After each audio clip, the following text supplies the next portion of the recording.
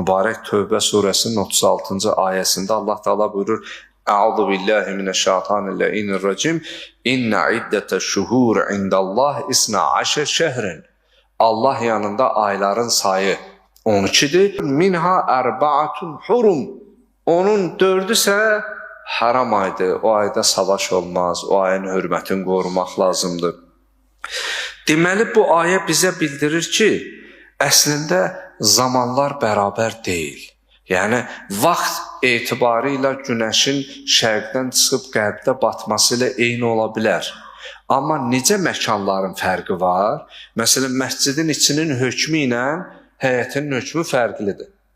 Məsələn, ilahi qanunlara fitri yox, fiqhi qanunlara görə, məsələn, fitri qanunlar hansı qanunlardır? Onun şəriətlə əlaqəsi yoxdur. İnsanlıq onu, dinlə əlaqəsi yoxdur. Nə Yahudiyə, nə Xristiyana, nə müsəlmana, yəni İslam, Xristiyan məsələsidir.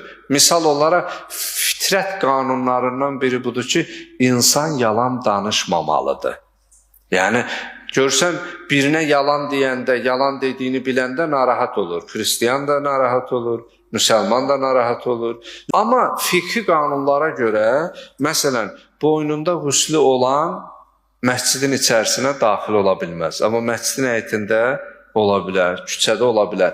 Yəni, necə məkanların fərqi var, zamanın da bir-birindən fərqi var. Məsələn, Qədir gecəsi digər gecələrdən üstün, Quran buyurur 1000 aydan, 1000 gecədən üstün.